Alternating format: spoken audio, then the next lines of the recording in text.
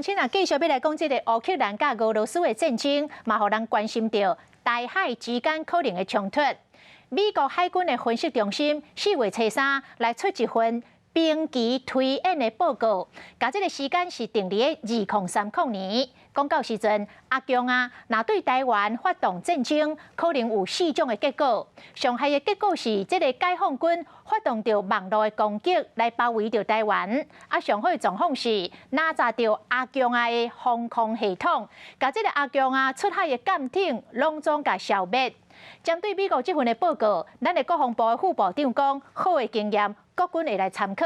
另外嘛，希望美国会当予咱上界需要的武器。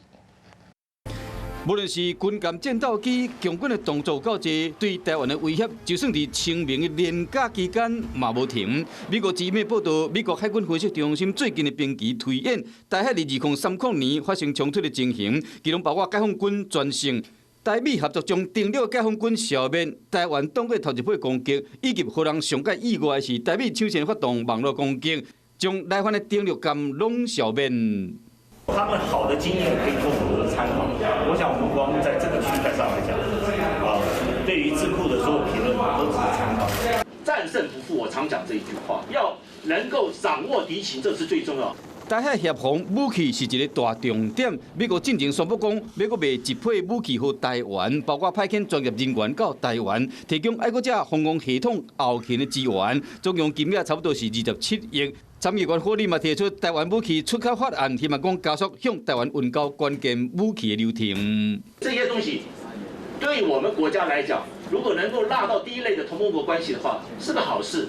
但是呢，我们是乐观其成，我们在旁边来看这件事情的时候呢，我们也会从我们实际上务实面去要求美国如何强化我的军售。